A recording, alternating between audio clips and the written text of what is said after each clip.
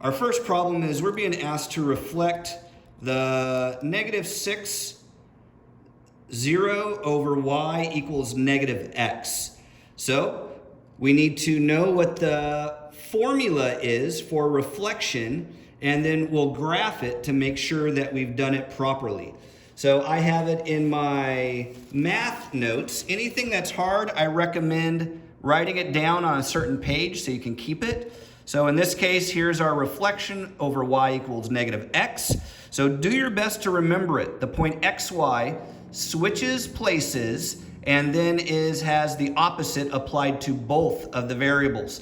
So we switch places and then add the kind of the negative sign or negate both variables, but it just means the opposite. So try to remember that, put it in your mind.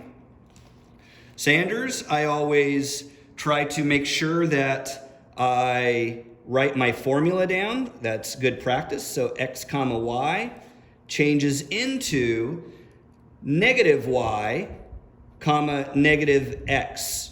So in this context, our problem turns into, or from -6 comma 0 into, I like doing it in stages, so I will change places first. 0 comma -6 is the changing of places, and then I do opposite on both of them. Opposite of 0 is still 0. The opposite of -6 is just +6.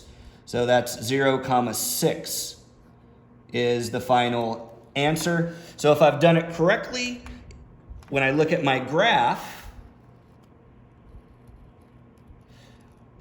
x is here, y is here, 1, 2, 3, 4, 5, 6 in the negative direction on the x. Remember, that's our x, that's our y. And then, so there's our point. And then the y equals -x line of reflection cuts straight through the quadrants 2 and 4. So if I do it right, it's probably going to land, it looks like somewhere around there. That'd be the same distance from the line of reflection. So let's just confirm 0, 6. Where's 0, 6? 0 for x. Y is 6. 1, 2, 3, 4, 5. 0, 6. It does link together. The second problem set here is just to assess or test your skills. And that one's timed. And then our third problem set is a composition of functions. So if we compose, that means we're putting one function inside of another. Our problem is 2 comma 9. And we're being asked to use the composition big T subscript -4, -4. There's an open circle, and then we have little r, and then on the subscript it says y equals x. So what this is saying is the transformation of -4 on the x, -4 on the y, composed with a reflection of y equals x. So when we do this, we actually do this one first, and then do this one second.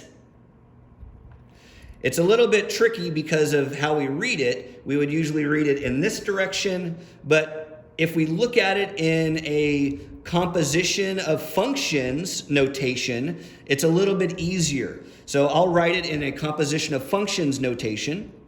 So we are looking at T is the last one that we do. Composed, R is the first one we do. With what inside? The 2 comma 9 point. So what this is saying now is I use the point 2 comma 9.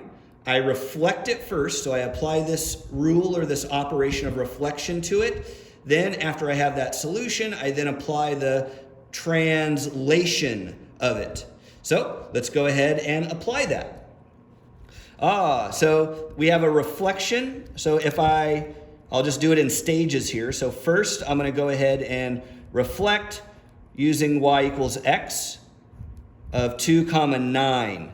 So the reflection over y equals x, the rule is, once again, practice using your memory on this one.